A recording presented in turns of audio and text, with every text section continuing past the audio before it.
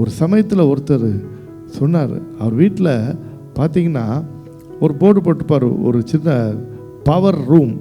என்ன room? Power room அப்படின்னு போடுறாரு. பொதுவாக பவர் ரூம் அப்படின்னா அண்டர்ஸ்டாண்டிங் என்னென்னா, அது ஒரு எலக்ட்ரிக்கல் ரூமாக இருக்கும் அப்படின்னு நினைப்போம். உள்ளே போகக்கூடாது. இப்போனா அது தெரியாதவங்க, அது விவரம் இல்லாதவங்க அங்கே போய் எதையும் தொற்றக்கூடாது அப்படிங்கிற அதுக்குள்ளே பழகினவங்க மட்டும்தான் அது ரூமுக்குள்ளே போவாங்க. ஏன்னா இது ஒரு பவர் ரூம். அதே போல் இவர் ஒரு ஒரு ஒரு ஹெட் மாஸ்டர், ஒரு தலைமை ஆசிரியர், அவர் வீட்டில் பவர் ரூம்னு ஒன்று போட்டு வச்சுருப்பார்.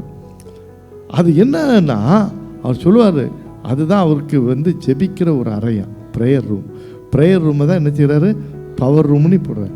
அப்போ அந்த ரூமில் ப்ரேயர் பண்ணும்போது தான் அவர் வாழ்க்கையிலே எப்படி உங்கள் செல்ஃபோனு சார்ஜ் போயிட்டுனா என்ன செய்யுங்க, சார்ஜ் பண்ணுறீங்க சரிண்ணா, போடுறீங்களா இல்லையா, சார்ஜ் ஏற்றுறீங்க, அப்புறம் தான் செல்ஃபோனை என்ன செய்தோம், இயங்கும்.